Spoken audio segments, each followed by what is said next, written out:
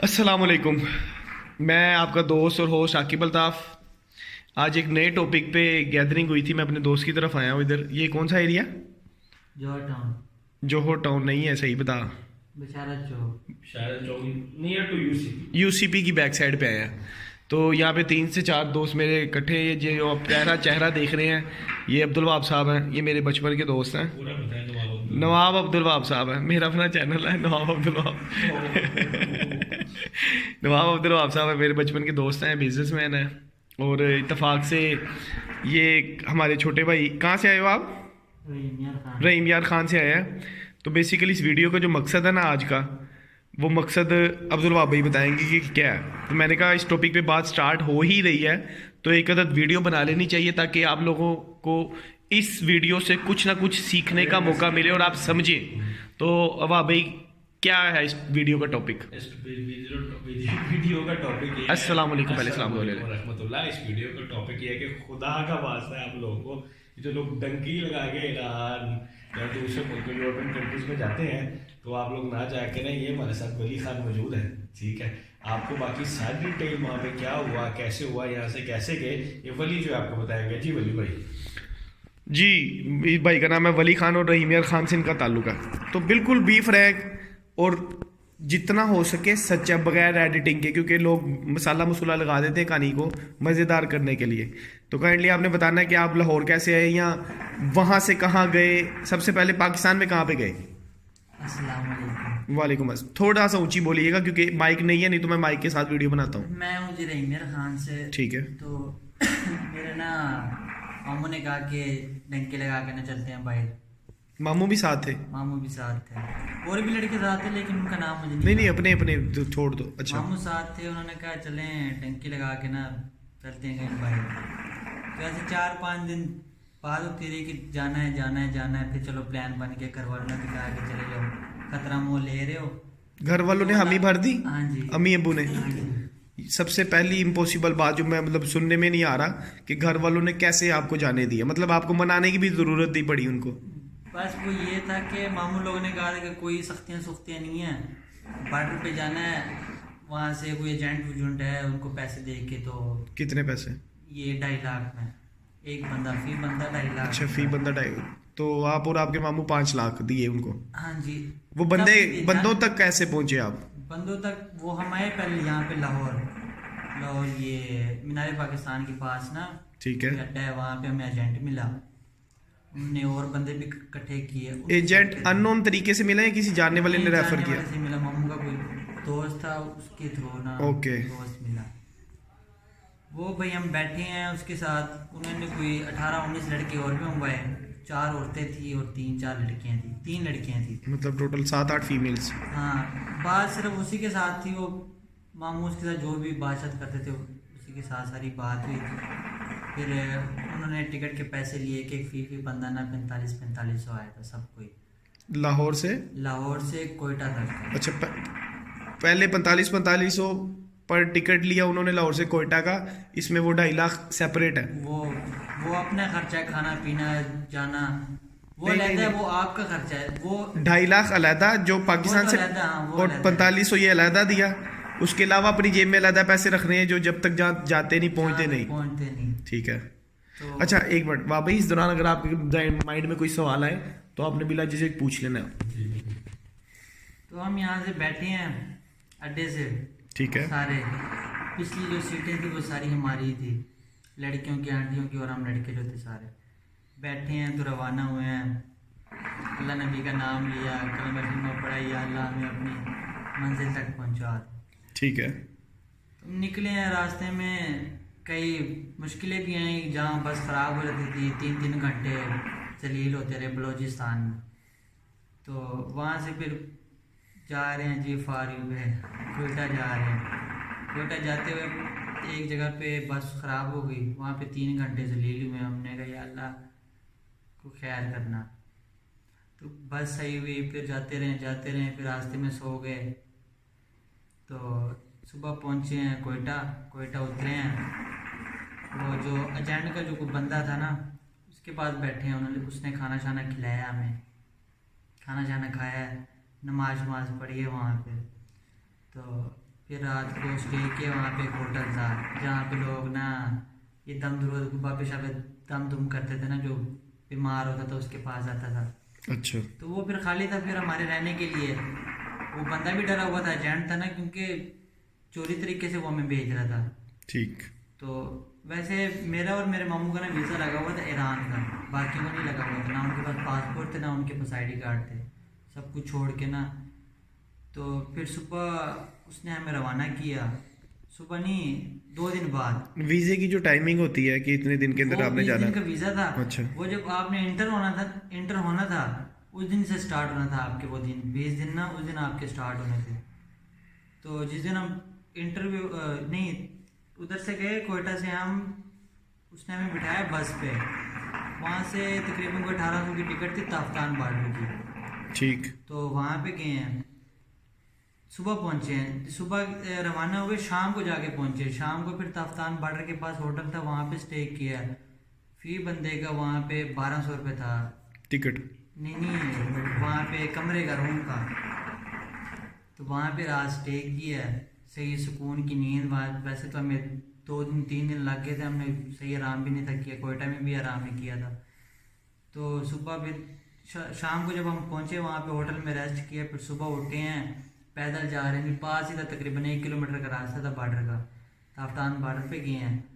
तो वहाँ से फिर उन्होंने जो दूसरे लोग थे उनको एजेंट ने ना दूसरे रास्ते से भेज दिया था, जहाँ से ना इंटर होते थे ईरान के अंदर। वो बगैर वीज़े के थे, चोरी उनको एंटर करवाया। वो समंदर के पास कोई जगह थी, कश्ती में गए थे।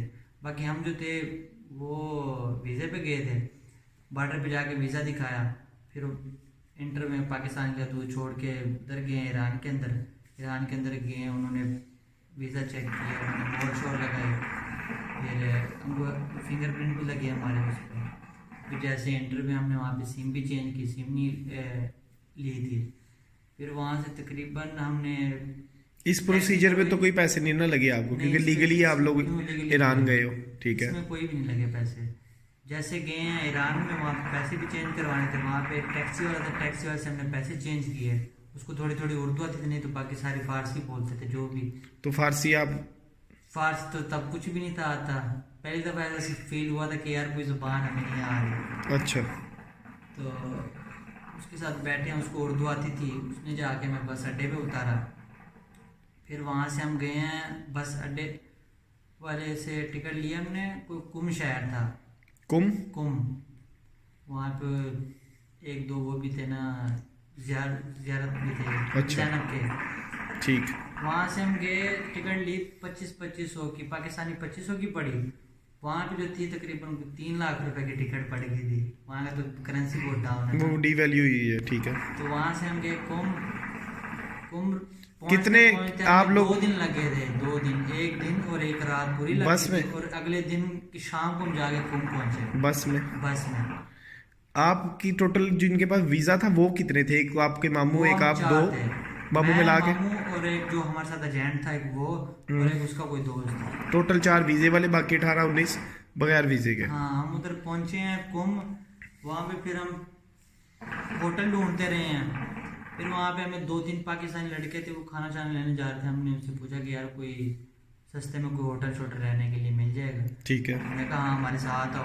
वो वहाँ पे ले गए कि कुछ 40-50 बंदा डंकी वाला ना उस होटल में रह रहा, बगैर पासपोर्ट के, बगैर वीज़े के। तो वो कहते ये जगह है जी। वो फिर पाकिस्तानी हमें 300-300 रुपये पड़ा है, उनको पता नहीं कितने दिए हैं। ये सारी बातों में मेरा ख्याल है हमें ना ईरान शिफ्ट हो जाना चाहिए। पाकिस्तान से लाख रुपए लेके ना ईरान शिफ्ट हो जाना चाहिए। ठीक है, फुल अयाशी 300 रुपये में पूरी रात रहे हैं। अगले दिन की शाम को फिर हम वापस जाने लगे, लेकिन एजेंट ने कहा नहीं यहाँ पे रहो, वो बंदे जो हैं वो भी आ जाएं। उनके लिए फिर हम वहाँ पे 3 दिन रहे हैं। वो जो 18-19 बगैर वीजे वाले थे। हाँ, वो फिर 3 दिन के बाद वहाँ पे जाके पहुँचे हम। तब तक जाते थे बीबी ज़ैनब के रोज़े पे, बिल्कुल सामने रोज़ा था उनका। तो वहाँ पे नमाज पढ़ते थे। फारसी तो हमें आती नहीं थी, बस सलाम का कर लेते थे, खूबी सलामती, बस इतना कुछ बोल लेते थे। अच्छा। जाते नमाज पढ़ाते थे। फिर 3 दिन बाद जाके ना वो किसी टैक्सी में ना किसी को डिग्गी में घुसाया हो। ईरानियों ने किसी को डिग्गी में घुसाया, कोई झोलियों में लमलेट हुआ पड़ा, बस्ते उनकी किसी और गाड़ी में होते थे। तकरीबन कोई 3-4 गाड़ी में ना वो 19 लड़के, 3 आंटियाँ, वो 4 आंटियाँ और 3 लड़कियाँ थी। वो आए हैं, उनकी पूरी हालत हुई पड़ी, मिट्टी हो। बस जैसे वो रोड पे उतरे हैं सीधा उनको उसी होटल में वाड़ लिया आंटियों को। तो जितने वहां से निकले थे पूरे थे या कोई कमी पेशी नहीं, थी? पूरे थे सारे। मतलब इलीगली पूरे वो थे। लोग वो जो ईरान चले गए। पाकिस्तान से जो ईरान हाँ। आए थे ना, वो आए तो चोरी थे, उनको भी पैसे दिए थे उन्होंने।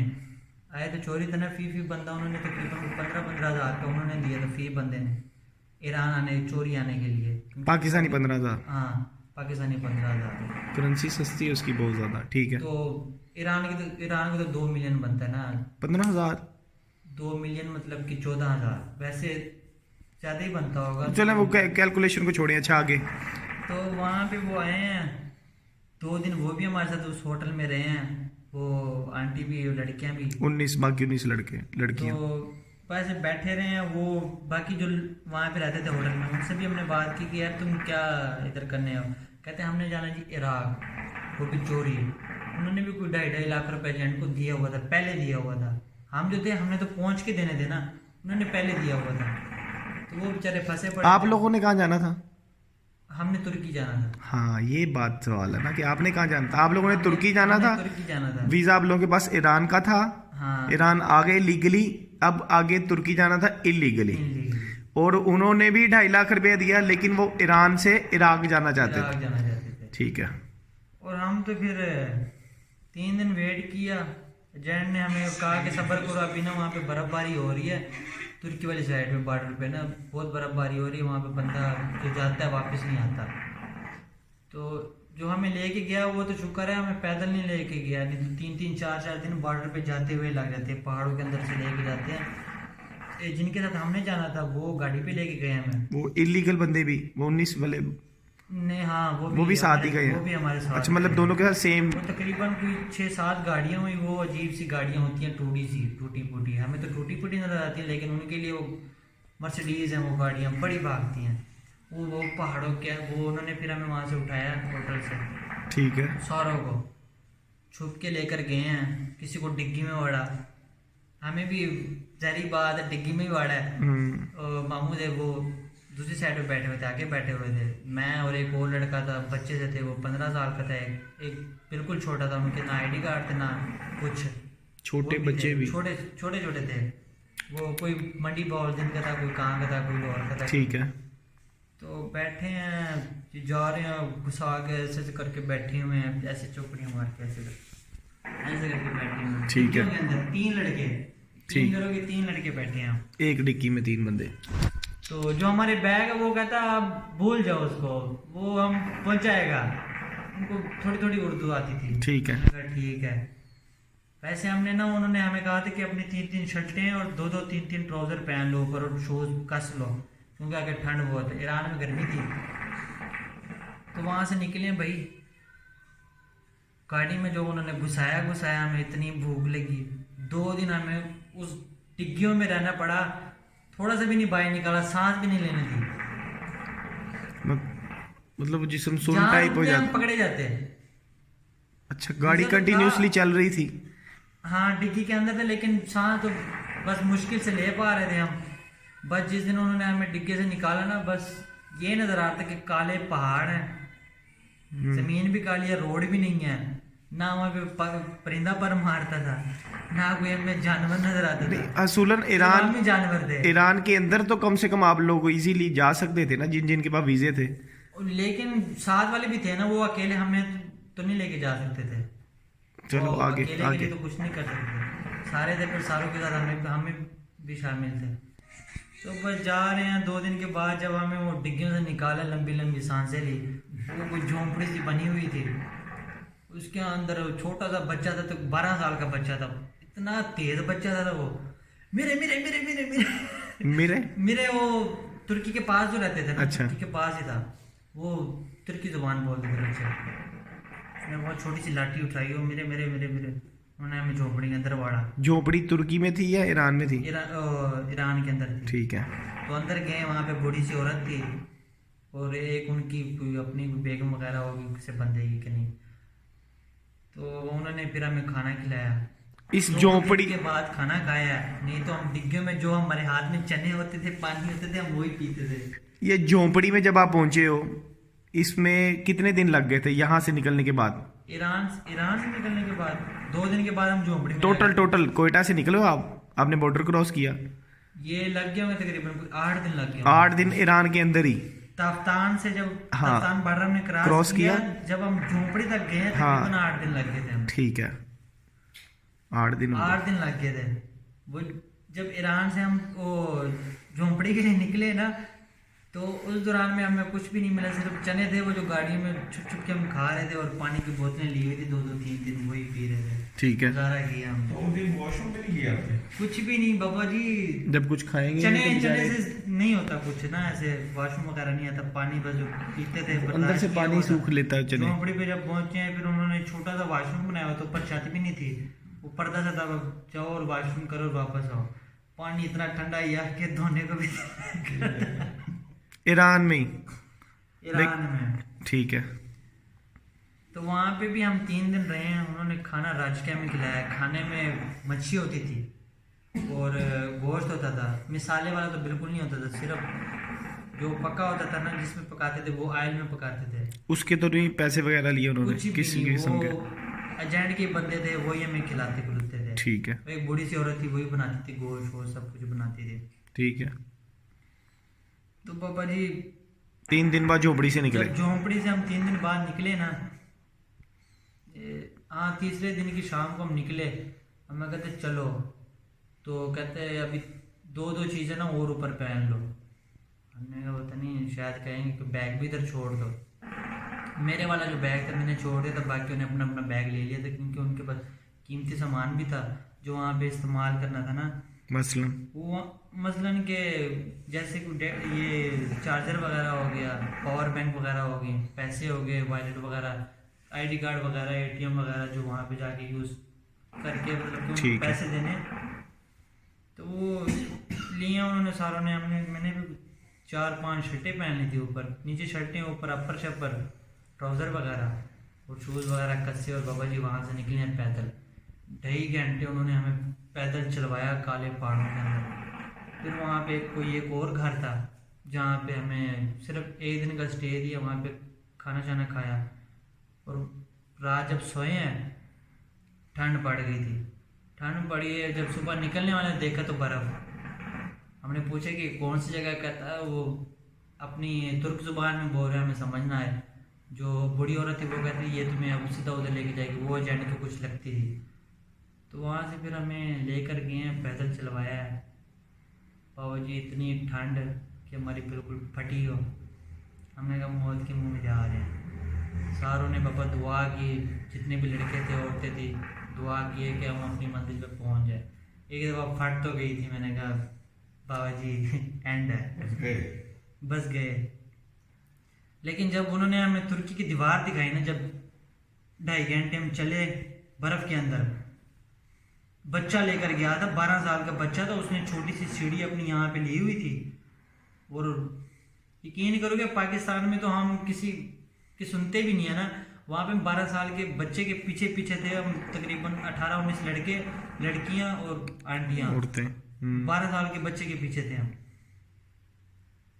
वो हमें लेके गया, काफ़ी लंबी दीवार थी। ये जो दीवार है ना, इससे भी लंबी दीवार थी। उसने वापस ऐसी सीढ़ी, ये तकरीबन भी 12 फुट की दीवार है ये। उसने वापस सीढ़ी कट ऐसे खोली है, सीढ़ी लंबी सी होगी। वाह भाई क्या बात। अब वो तुर्क जुबान में कह रहा है कि गितमी गितमी बदमी क्या कह रहा था कि चढ़ो चढ़ो जल्दी जल्दी। तो बारी बारी करके सारे चढ़े हैं। अगवानी लड़के थे, जो हमारे लड़कों में अगवानी थे ना, वो पोती के बच्चों ने स्पीडें लगाई हैं, वो दस्ती चढ़े हैं, क्रॉस किया उन्होंने। वहाँ पे उस साइड पे उन्होंने कहा था कि उस साइड पे ना घोड़े खड़े होंगे, घोड़े वाले तुम्हें उठा के ले जाएंगे आगे। तो हमने कहा ठीक है। वो जब हमारी बारी आई सालों की, हम चढ़े, हमने क्रॉस किए। फिर उस साइड पे हमने सीढ़ी नहीं थी, छलांग मारनी पड़ी थी काफ़ी ऊपर से। मेरे मामा ने छलांग मारी थी, उसके ना पाँव में मोच पड़ गई थी बहुत गंदी, और एक आंटी सी थी उनको भी लग गई। आंटियाँ औरतें सारों ने छलांगे मारी ऊपर से? छलांगे मारी बाबा जी। अच्छा। तो वहाँ से जब आगे को जा रहे हैं, छलांगे छलांगे मारी हैं, देखे तो घोड़े छोड़े हैं नहीं, वो तो अफगानी चढ़ के वो जा रहे हैं। अब अंधेरा भी पड़ गया था। मतलब अफगानी सारे घोड़े ले गए अफगानी लड़के थे ना तकरीबन थे तो पठान ही ना। अफगानी थे 7-8 लड़के थे, घोड़े थोड़े ही थे। अच्छा, माजरत के साथ मैं यहाँ पे बात रोक रहा हूँ। अफगानी मतलब ये नहीं कि वो ज़्यादा पर्सनली ले रहा है, हालांकि इन भाई का नाम भी पूरा वली खान ही है। लेकिन वो अफगानी होता है ना, वो जुबान हमारी पठानों में नहीं आ रही। अच्छा ठीक है, आगे। तो वो घोड़े लेके चले गए और हम पीछे देखा तो घोड़े छोड़े नहीं है। हमारे साथ जो एजेंट था ना, वो कहता हमें ना पैदल चलना पड़ेगा। पैदल कितना चलना पड़, हमें 6 घंटे पैदल चलना था। उतनी देर में अंधेरा हो गया था और हमें ठंड इतनी लगे, किसी ने बैग पहने हुए थे। तो जो उधर वाला एजेंट था उसने घोड़ों का बंदोबस्त नहीं किया था? घोड़े थोड़े थे जो वो सारे के सारे अफगानी ले गए। वो तो बाबा जी नसीब में था ना, वो मतलब नसीब में था, उनके नसीब में था। अच्छा। और बाकी जो रह जाते वो तो उन्होंने पैदल ही जाना था। अब हमने पैदल जाना ही था कि हम जा रहे हैं, अंधेरा हो गया और बर्फ पड़ रही है और बर्फ ऐसे पड़ती थी और हम ऐसे झाड़ते थे, हाथ भी गीले, नीचे जो कपड़े थे वो भी गीले, ट्राउजर भी गीला, बूट भी गीले, बर्फ पे चल रहे हैं। तो काले काले पहाड़, ना बंदा ना बंदे की जात, अंधेरा हो गया, अंधेरा हो गया। तुर्की पहुंच गए। तुर्की पहुंच गए, तुर्की के अंदर ही पैदल चल रहे हैं। तो चल रहे हैं, एक पहाड़ था, पहाड़ के साथ साथ चल रहे हैं हम। मतलब अभी तक के वाकई में बड़ा आसानी से, सिवाय गाड़ी के जो डिक्की में बैठे हो, बहुत ही इजीली आप लोग तुर्की पहुंच गए। हाँ जी, पहुंच गए हैं। ठीक है। दीवार क्रॉस के ना फिर हमें तसल्ली हुई है, उन्होंने कहा कि हम तुर्की की हदूद में आ गए हैं। हमने कहा ठीक है जी बाबा जी, बहुत शुक्र है। अब घोड़े वाले चले गए, ठीक है। खराब था, फिर पैदल जा ही रहे हैं। हमारा था जो एजेंट था ना, वो था शेखपुरिया। ठीक है। उसको गालियां देने को तो बहुत दिल नहीं, करता है, गाली नहीं, कुछ नहीं। लेकिन नहीं देनी। तो हुआ है ये कि अंधेरा हो गया था, हम पहाड़ के साथ जा रहे थे पैदल पैदल, बर्फ हो रही थी काफ़ी दूर ना, मतलब कि छोटे छोटे नज़र आ रहे थे कि कोई आग जला के बैठा हुआ और काले काले, मतलब कि उन्होंने वर्दियाँ पहनी थी, वो थे फौजी, वर्दियाँ पहनी हुई थी। तो जो एजेंट था उसने कहा नहीं ये भी डंकी लाना है, इन्होंने आवाज़ मार दिया। मेरे मामू ने उसे रोका, नहीं है पुलिस हो सकती है, फौजी हो सकते ने, आवाज़ वो नहीं मान। वो कहना अच्छा यार खान अपन आवाज़ मार दे जाके हाथ से सेकी, कपड़े तो सुखाइए। मामू मेरा उसे रोक रहा, कहता यार ना बन पागल, हमें फंसे जावांगे, असी फौजी हुए तो नप्पे जावांगे। उसने नहीं सुनी, बाबा पैदल जा रहे हैं, उसने कहीं आवाज़ मार दी। जो एजेंट था ना वो पहले भी गया था तुर्की, उसको थोड़ी थोड़ी जुबान उनकी आती थी, उसने कोई आवाज़ मारी, वो बाबा जी उन्होंने सुना, देखा झुंड ब्लैक काले से तो नज़र आ रहे थे, ना उनकी हमें वर्दियाँ नज़र आ रही थी, ना हमारे कपड़े उनको नज़र आ रहे थे, काले काले से आप बंदे ही नज़र आ रहे थे, बर्फ़ हो रही थी, क्या बंदे नज़र आना था। बाबा जी वो आए पास हमारे, एक आगे से आ रहा है, दो ऐसे पीछे से थे ना, दूसरे जो दो थे ना वो हमें नहीं नज़र आए, वैसे ऊपर को गए हैं, वो ना हमारे बिल्कुल पीछे आ। जो एक था वो आगे से आया, उसने पता नहीं क्या कहा तुर्क जुबान में, जो हमारे साथ था उसने कहा कि अब्दुल्ला अब्दुल्ला, उसने नाम लिया। उसको तो पता था कि ये एजेंट के बंदे होंगे, वो तो एजेंटों को जानते थे, फौजी थे वो। हमें अंधेरे में ना उनकी वर्दी नज़र आए ना उनकी शक्ल नज़र आए, बहुत उसकी आवाज़ समझ आ रही थी। उसने अब्दुल्ला अब्दुल्ला का, जो एजेंट था हमारा, उसने कहा या अब्दुल्ला अब्दुल्ला, उसने कहा अब्दुल्ला के बंदे हैं। उसने कहा गितमी मेरे पीछे हो, मेरे साथ आओ। मतलब उनके इल्म में था कि आप लोग डंकी लगा के आ रहे हैं और वो बकायदा मदद कर रहे थे आप लोगों की। हाँ, कहता हमारे पीछे हो, हमें ये लगा कि हमारी मदद कर रहे हैं, शायद ये डंकी वाले होंगे या फिर एजेंट वगैरह होंगे। हम जी उसके पीछे हम पीछे जा ही नहीं, आधा घंटा उसने चलवाया। जो पीछे था उन्होंने बोले बंदूक के पैर चले हैं। हम बाबा जी जमीन पे नीचे बैठ गए, बर्फ के ऊपर ऐसे बैठ गए। बाबा जी बड़ी अजीब से उन्होंने आवाज़ें निकाली अपनी, जैसे बोलते हैं डांटते हैं, जैसे कि गालियाँ दी होंगी उन्होंने कि बाबा जी को उन्होंने हमें आगे लगाया, अपने पिस्तौलें उनको लगाई हुई ऐसे। तो औरतें थी वो तो डर गई थी, वो चीखें मार रोने लग गई थी। हमारे त्राण निकल गए थे उस टाइम। तो हमने कहा बाबा जी अभी एक या 4 गोलियाँ लगेंगी सबको, लेकिन अल्लाह का शुक्र है गोली नहीं मारी उन्होंने। वो हमें ले गए अपने ठिकाने पे, वहाँ पे बाबा जी लाइन से खड़ा किया, बैग बुक ले लिए, हमसे शर्टें उतरवा ली, एक एक शर्ट और एक एक कच्छा जो पहना था वही पहना उन्होंने। बाबा जी तलाशियाँ सारी ली, बैग शैग लेके सब कुछ एक जगह पे इकट्ठा करके ना, बैग वो कपड़े कुपड़े शूज़ सब कुछ ले लिए, नंगे पाँव बर्फ़ के ऊपर खड़े हैं हम। तो उन्होंने सब चीज़ों का क्या किया होगा, हल्का सा पेट्रोल डाला है, आग लगा दी, सब चीज़ों को आग लगा दी। नंगे पाँव खड़े हैं, एक एक चीज़ पहनी है, औरतों ने भी, हमने भी, नीचे ट्राउज़र, उन्होंने भी एक एक ट्राउज़र पहना हुआ। तो समझो नंगे ही हुए ठंड में ऐसे करके खड़े हैं हम। उन्होंने फिर बाद में सब चीज़ों को आग लगा दी। जो पैसे थे किसी के पास 50,000 था पाकिस्तानी, किसी के पास लाख से ऊपर था, जो मतलब लेकर आया था ना अपने एहतियातन तौर के लिए कि बाबा जी पैसे भी सारे इकट्ठे करके उन्होंने इतनी सी बाल्टी सी थी कोई लोहे की, उसके अंदर पैसे रखे हैं, उसके ऊपर पेट्रोल डाल के लगा दी तीली, आग लगा दी उनको भी। हम कहेंगे पैसे भी गए, कपड़े भी गए बाबा जी। उस टाइम तो हमारी खान फटी पड़ती, हमने कहा घंटा और यहाँ पे रहेंगे मर जाएंगे हम, ठंड से। सीन तो बिल्कुल वही वाला था कि हम मर जाएंगे। लेकिन बाबा उन्होंने हमें, जैसे ये हमारा रूम है ना, ऐसी उनकी जेल थी, वहाँ पे हमें ले करके वहाँ पे मैट्रेस वगैरह लगे हुए, बिस्तरे पड़े थे बाबा, कोई किसकी जोड़ी में जा रहा है, कोई किसकी रसाई में जा रहा है। बाबा जी बढ़ गए हैं, थोड़ा सा रेस्ट किया हमने। तकरीबन कुछ सुबह हुई है, सुबह की बर्फ़ हो रही थी, लैन में फिर खड़ा गए सारा।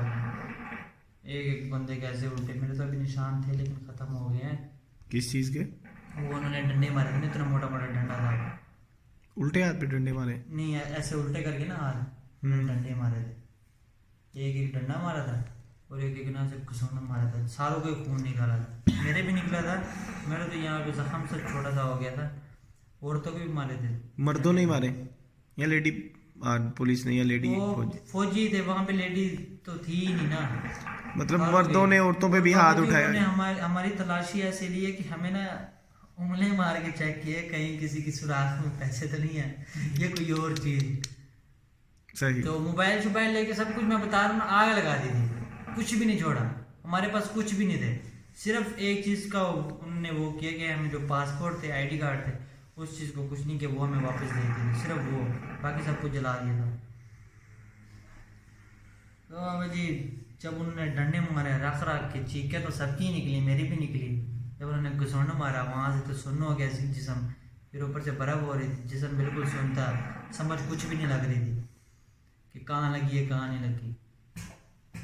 फिर बर्फ़ हो रही जी, बैठे उन्होंने हमें बर्फ़ के ऊपर बिठाया, बैठे रहे हैं एक दिन, फिर बैठे रहे, फिर रात को हमें उन्होंने हॉस्टल में फेंका, फिर रात हमने स्टे की, सुबह फिर हमें बर्फ़ पे बिठाया उन्होंने, फिर रात को हॉस्टल में फेंक दी, फिर हम वहाँ पे रहे हैं। मतलब कर क्या रहे थे? ऐसे हमें 6 दिन मतलब कि जलील करते थे कि घर से पैसे मंगवाओ और यहाँ से दवा आ जाओ। तो पैसे मंगा के पैसे उन्होंने जलाए क्यों? पैसे चाहिए थे तो वो उन्होंने फिर एक बंदे को फ़ोन दिया, उसने फिर अपना कोई अकाउंट जैसे भी बनाया, किसी भी तरीके अपना अकाउंट फेसबुक का बनाया, वहाँ से फिर उनके अकाउंट में पैसे मंगवाए।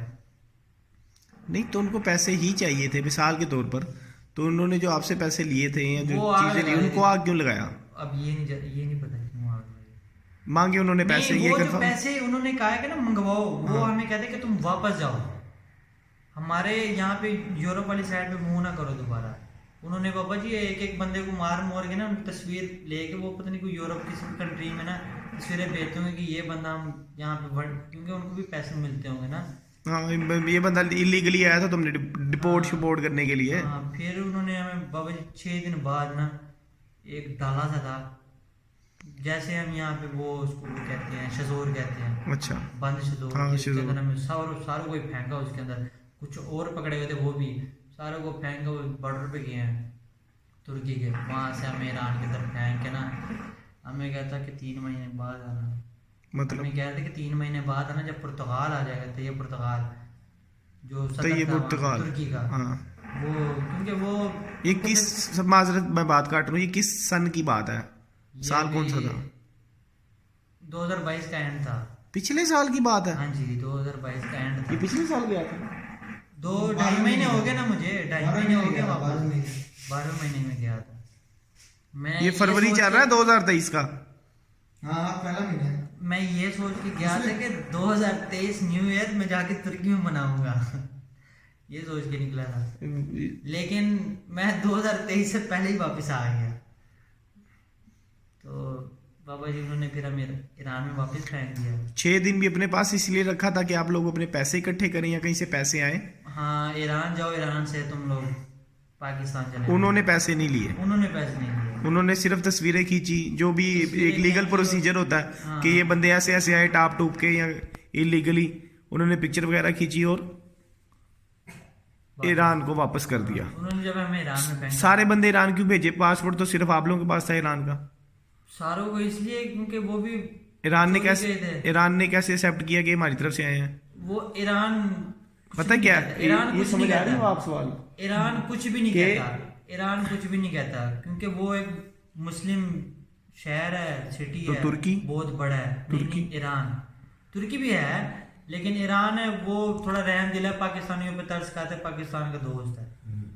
तुर्की उन्होंने इस नहीं वजह से, क्योंकि असल में वो- वहाँ पे यूरोप लगता जब है, हम तुर्की यूरोप जब हम जा रहे थे ना ईरान के बॉर्डर से भी हमने कोशिश की है। उन्होंने कहा कि तुम ऐसे करो, 3 महीने बाद है ना, अभी तुर्की वाले तुम्हें मार मूर के या मार मूर देंगे या तुम्हें वापस भेज देंगे, तुम्हारे जाने का फायदा नहीं है जाने। नहीं, मेरा सवाल ये है कि ईरान वालों ने थोड़ी ना हामी भर रही है कि ये हमारी तरफ से इलीगली गए हैं। उनके पास ईरान के वीजे भी नहीं थे।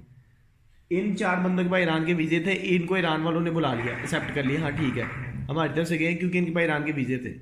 बाकी जो 19 या 18 बंदे थे, औरतें लड़कियां समेत, वो ईरान वालों ने कैसे एक्सेप्ट किया कि जनाब ये हमारे मुल्क से गए हैं? उन्होंने वहाँ के फौजियों के वाले किया था। वो उन्होंने यही सोचा कि हमसे ना ये मतलब कि जा ही रहे हैं, हमारे शहर से आए थे, हमारे शहर से जा ही रहे हैं, तो आ रहे हैं तो अपने पाकिस्तान ही जाएंगे वापस।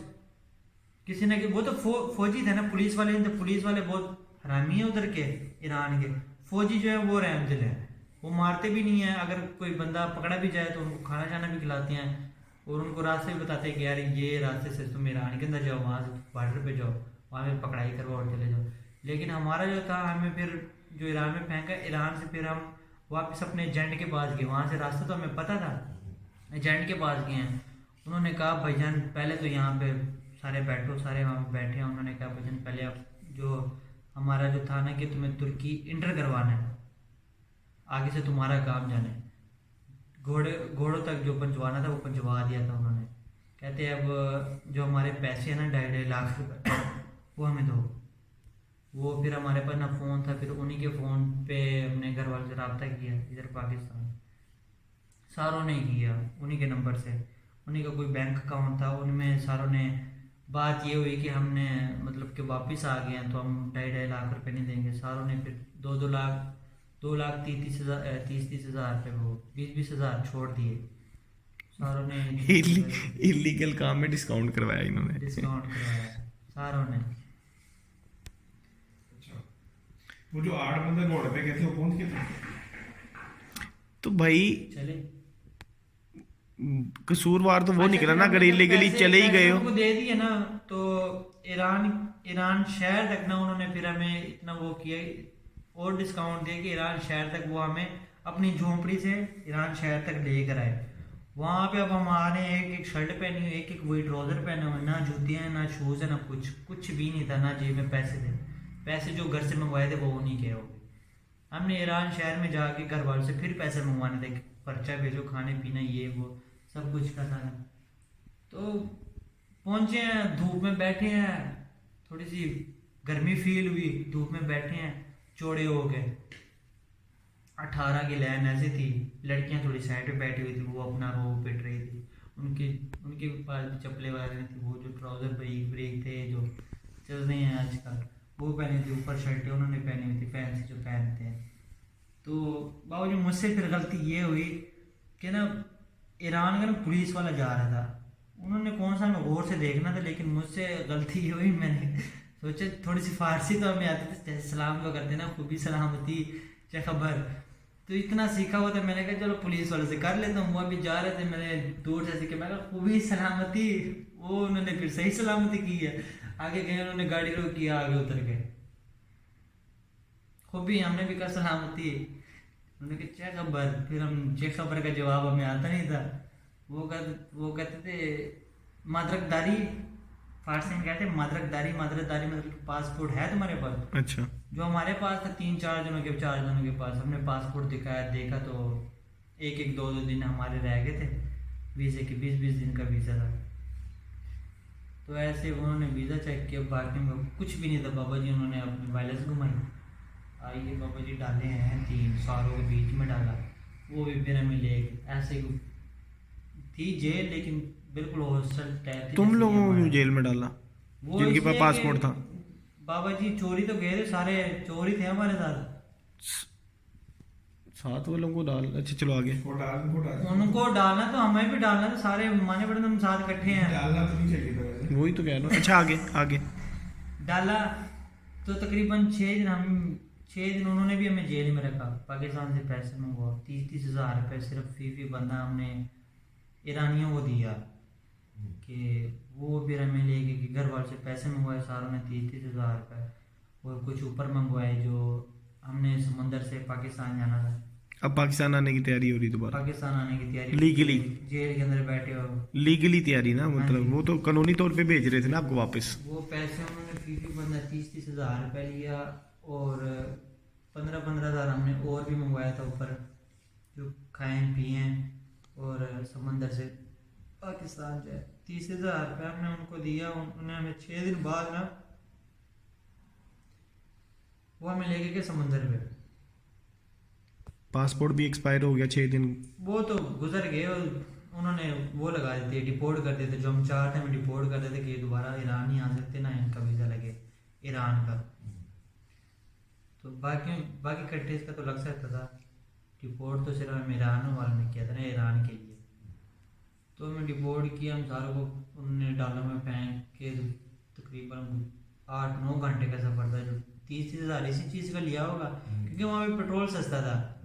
वहाँ का 5 हज़ार, यहाँ पे पाकिस्तानी 250 बनता है। 250 में 1 to 5 की टैंकी फुल होती है। वहाँ के 5 हज़ार से पाकिस्तानी 250 बनता है। वहाँ का 1 मिलियन पाकिस्तान 7,000 रुपये बनता है। वहाँ का सबसे बड़ा नोट 100 रुपये का था। वहाँ का सबसे बड़ा नोट 100 रुपये का था, पाकिस्तानी वो 700 रुपये बनता है। और वहाँ पे जो 10,000 का नोट था पाकिस्तानी 70 रुपये बनता है। गलत कैलकुलेशन बता रहा तू। उल्टा बोल गया। हाँ अच्छा चलो आगे, कैलकुलेशन ना कर दो, छोड़ दे, सबसे बड़ा था वहाँ का। छोड़ दो, कैलकुलेशन में ना जाओ, आगे। तबाह करते हैं इसको। वो फिर हमें समंदर लेके गए, समंदर गए, वहाँ पे पेट्रोल चोरी जाता था पाकिस्तान, दुबई, इधर उधर पेट्रोल चोरी जाता था ईरान का, क्योंकि वहाँ पे तो सस्ता था। फिर उन्होंने हमें कश्ती में फेंका, अलग ना, फिर भी बंदा में तकरीबन 3-4 हज़ार जने बैठे हैं, फिर बंदे का 8 हज़ार रुपये कश्ती में।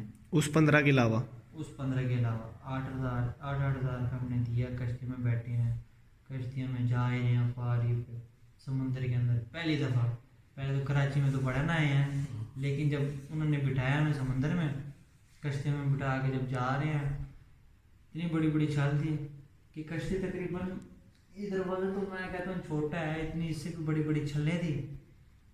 ऐसे ऐसे करके हमने रस्सियाँ पकड़ी हुई थी कि कोई बीच में ना गिर जाए। रस्सियाँ पकड़ी हुई थी, आसरा था रस्सियों का।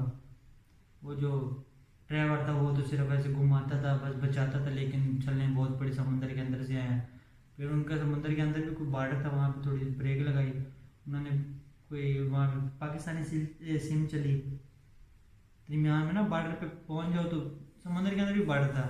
उन्होंने फिर सिम चलाई, उन्होंने कहा हाँ कोई आगे फौजी शौजी तो नहीं है समुद्र के अंदर। उसने कहा थोड़ी देर और सफ़र करो। फिर समुद्र में थोड़ी सेल्फियाँ सुल्फियाँ ली हमने, वो उसी के फ़ोन से हमने कहा यार सेंड कर दी, घर वालों को दिखाएंगे। तो इस मौके पे भी इनको सेल्फियाँ याद आ रही हैं। अच्छा, मौत के मुंह में थे, वही फिर वीडियो बनाई गई थे कि मौत के मुंह से वापस आ रहे और समुद्र के अंदर है। तो वहाँ पे थोड़ा सा ना दरमियाना काम हो गया था, जुम्मे का दिन था और समुद्र थोड़ा सा ना नीचे हो गया था। तब फ़ोन शुरू किया, कोई नहीं है तो आ जाओ। फिर उसने फिर कश्ती अपनी मंडियाँ, फिर दल चलने, कपड़े गीले।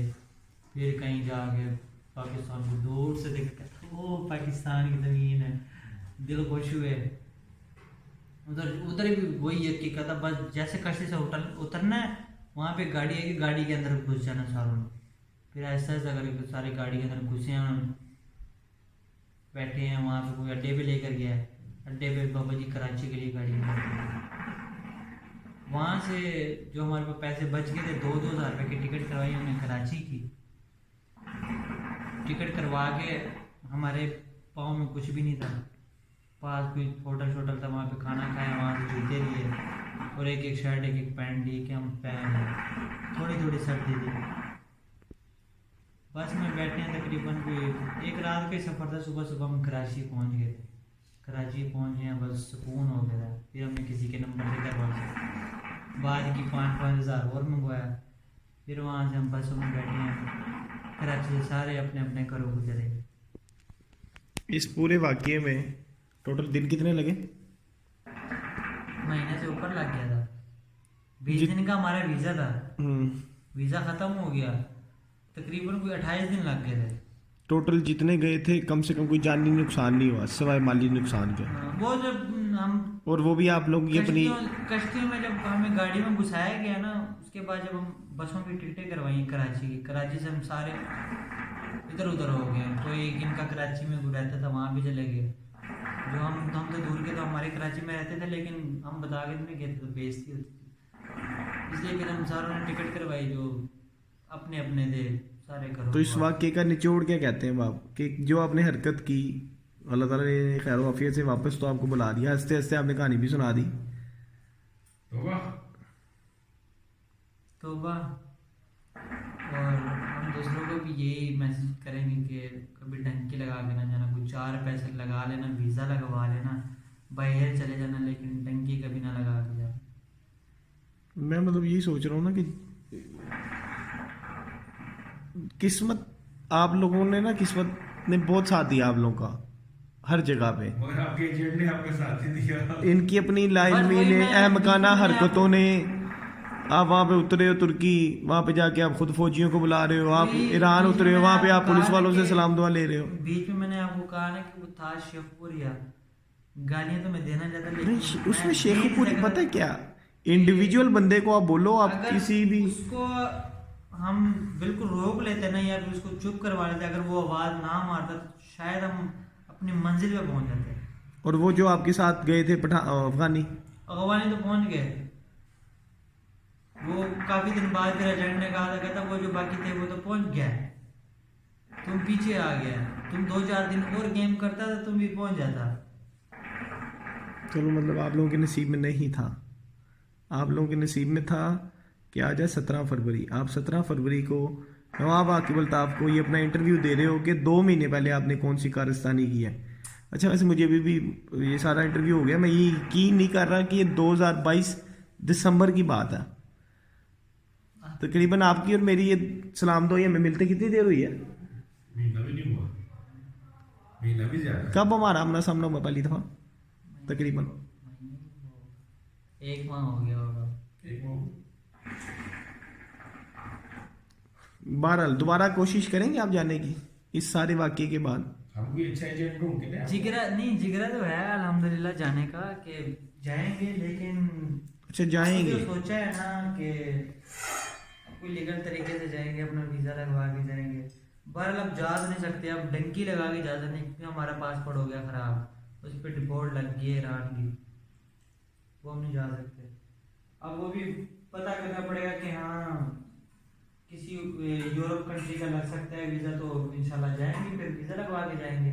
अगर नहीं लगेगा फिर इंशाल्लाह फिर जिगरा आजमाएंगे, फिर थोड़ी सी मार शार खा के आगे जाएंगे। मतलब कोई फिक्र नहीं है आप लोगों को अपने वालिदैन की, अपने घर वालों की है, लेकिन या घर वाले खुद कहते हैं भाई जा चल जा? कुछ पाने के लिए कुछ खोना पड़ता है। क्या आखिर कौन सी ऐसी मजबूरी थी जो आप अपने मामू समेत गए हैं बस और 2.5, 3, 4, 5 लाख रुपया मंगा लिया? बस कुछ मजबूरियां में ले गई थी, वरना हंसी खुशी कोई भी नहीं जाता। पाकिस्तान कौन छोड़ के जाता है? पाकिस्तान के लिए तो हम रोए भी थे, कोई ऐसा दिन आया था कि हम पाकिस्तान के लिए रोए थे, लेकिन हमने कहा नहीं, पाकिस्तान जाएंगे तो पाकिस्तान मुझे में ऐसे नहीं जाएंगे। थोड़े दिन पहले ना एक बंदा मिला, ठीक है, और मेरी गाड़ी में मेरे साथ बैठा हुआ था, मेरे दोस्त का दोस्त था, तो वो डॉक्टर है, पढ़ा लिखा बंदा, ठीक है। तो उसको मैं यही समझा रहा था कि यार, वो कह रहा था यार पाकिस्तान नहीं रहना, मैंने पाकिस्तान मैं नहीं रहना चाहता पाकिस्तान, तो मैंने उससे पूछा क्यों नहीं रहना चाहता, कहता मुझे पाकिस्तान पसंद नहीं है। ठीक है, पाकिस्तानी है, डॉक्टर है, पढ़ा लिखा है। तो फिर मैंने इस बात पर उसकी बड़ी वाट लगाई। मैंने उसको कहा यार तू दूसरी कंट्री चला भी जाएगा ना, ठीक है, 5 साल रहेगा उधर, ठीक है, तो वहां पर तो 3rd क्लास शहरी बन के रहेगा, 3rd क्लास, मतलब तेरी लाइन ही अलग होगी। तूने वहां का ID कार्ड भी बनवाना है, कुछ भी बनवाना है, तेरी लाइन अलग होगी। पाकिस्तान में रह के भाई कमा लो, खा लो, मौजे कर लो, मस्तियां कर लो, रात को अपने घर चले जाओ, सुकून की नींद सो, बीवी बच्चों के साथ, घर वालों के साथ। मगर दूसरे मुल्कों में जाके जो पैसे तुमने मेहनत उधर करनी है, वहां पे जाके बर्तन धो लेंगे यार, बर्तन धो लेंगे वहां जाके। ਇੱਥੇ ਤੁਸੀਂ ਕੁੱਤੇ ਨਵਾ ਲਓ ਯਾਰ, ਇੱਥੇ ਕੁੱਤੇ ਨਵਾ ਕੇ ਪੈਸੇ ਕਮਾ ਲਓ, ਉੱਥੇ ਜਾ ਕੇ ਲੋਕਾਂ ਦੇ ਕੁੱਤੇ ਨਵਾਣੇ ਨਾ, ਇੱਥੇ ਕੁੱਤੇ ਨਵਾ ਕੇ ਪੈਸੇ कमा लो। इधर हडरामियां करनी है, उधर जाके मेहनत करनी, तो भाई मेहनत इधर कर लो। पाकिस्तान में सब कुछ मिलता है, नीयत साफ करें और मेहनत करें। ऐसे वहाँ पे एक हमारे हैं मियाँ साहब, नाम नहीं लूंगा उनका मैं, उनकी एक दोस्त थी, कैफे में हम बैठे हुए थे, उसने कहीं दुबई के बारे में बताया कि मैं दुबई गई हूँ, दुबई की जो ऐशी है ना वो कहीं भी नहीं है। तो मैंने उसको कहा कि आप दुबई की बात करें, लेकिन जो लोग दुबई जाते हैं ना वो पाकिस्तान के लिए रोते हैं। कि ऐसा ही है, जो प्रदेश जाते हैं वो रोते ही है, कौन ऐसा बंदा जो नहीं रोया। प्रदेश बहुत मुश्किल है, काटना मुश्किल। तो उसने कहा याशी, मैं कहा याशी तो छोड़ो, आप कह रहे हो कि पाकिस्तान में कुछ नहीं है। मैं कहा पाकिस्तान, वहाँ के लोगों से पूछो कि पाकिस्तान की याद आपको कितनी आती है। तो उसने कहा हाँ ये बात तो है। मैं कहा फिर अयाशी की बात ना करें, आपके पास पैसा होगा, चलो आप अयाशी के लिए जाते हैं, लेकिन जो वहाँ पे अपनी रोजी रोटी के लिए जाते हैं तो उनसे पूछो कि पाकिस्तान कैसा शहर है। आप उनके जवाब सुनोगे, उनकी बातें सुनोगे तो आपकी आंखों में पानी आ जाए। वही बात है ना यार, हंसी खुशी कोई भी नहीं जाता, मजबूरी कोई लोग निकलते हैं। बहरहाल दोबारा मेरा तो नेक मशवरा यही है आपको, जिगरे गुर्दे की बात नहीं होती, बात होती है अपनी ज़िंदगी की, अपने घर वालों, अपनी नहीं तो अपने घर वालों की फिक्र करो। एक इमेजिन करो, एक पिक्चर बनाओ अपने जहन में कि आपके बगैर आपके घर वाले क्या है, या आप आए ही नहीं, आपकी अल्लाह ना करे खुदा ना खास्ता डेड बॉडी भी वापस नहीं आई, और आपके घर वालों पे क्या बीत रही होगी। और एक बात मैंने छोड़ दी, जब हम वापस जब हम तुर्की के अंदर जा रहे थे ना, तो हमने एक बंदा देखा था, बंदा था कि पता नहीं लड़का था, लेकिन वो मैंने बात छोड़ दी थी। हम पैदल जा रहे थे, इतनी गंदी स्मेल आ रही थी, थोड़ा पास गए तो हमने कहा शायद कचरा होगा ना, तो वो देखा वहाँ पे एक बंदा मरा हुआ था और उसकी लाश बिल्कुल गली हुई थी, बिल्कुल गली। हम में से एक आदमी था, उसको इतनी ठंड लग रही थी, वो बगैर चप्पल के था ना, वो गया उसके पास, इतनी गंदी स्मेल आ रही थी, पता नहीं कैसे वो चला गया उसके पास, गया उसके शूज उतार के शूज उसने पहन लिए, और उस बंदे का कान भी कटा हुआ था। मैंने, आपने गौर किया कि आपकी कहानी में बारहा ये पूछता रहा हूँ कि बंदे पूरे थे, हम तो पूरे थे, बंदे पूरे वापस आए हैं हम तो क्योंकि पूरे हैं। जो इलीगली, जो पहले उसने गेम शेम की होगी, पकड़ा गया होगा, या फिर जहरी बात उसने कोई एजेंट के साथ कोई बहस की होगी, एजेंट के साथ अगर कोई दिमाग लड़ाता है या फिर उनके साथ कोई बहस करता है, एजेंट तो नहीं छोड़ते, वो उधर ही वो मार देते हैं। हाँ। या फिर वो उसने गेम नहीं की होगी आगे जाने के लिए, या फिर पैसों के लिए इनकार किया होगा, कुछ भी किया होगा, या उसके साथ जुबान चलाई होगी उन्होंने भी। मतलब आप ये देखो कि आप 2 दफ़ा तुर्की में पकड़े गए, इवन कि ईरान में पकड़े गए, मतलब कहाँ कहाँ आपके वालिदैन की दुआएं आपका साथ दे रही थी कि आप इत्तेफाक से आज 2023 फरवरी में सामने बैठे हैं, और ये 2 महीने पुराना वाक़या है। बहरहाल मेरी तो दुआ है अल्लाह ताला आपको सेहत और तंदुरुस्ती दे। कि उनकी कोई ऐसी दुआ है जो हमें वापस यहाँ पे खींच लाई हैं। अब उस दुआ को आप भी तो कायम रखें ना, दोबारा जाने की, कम से कम इलीगल जाने की कोशिश ना करें, ना हरकत करें। बाकी अल्लाह ताला आपको सेहत और तंदुरुस्ती दे, और पाकिस्तान में ही एक अच्छा सेटअप बना के दे कि आपको और आपके घर वालों के लिए आपने जो जो सोचा हुआ है वो यहाँ पे रह के आप उसका पूरा कर दें, क्योंकि लाहौर में आए हुए आप, इंशाल्लाह अल्लाह ताला ने चाहा, और अल्लाह ताला ज़रूर चाहेगा कि आपकी हालात वाक़यात बदलें। बाकी अभी तक के लिए सिर्फ इतना था। अपना ख्याल रखिएगा। अल्लाह हाफिज़। अल्लाह हाफिज़।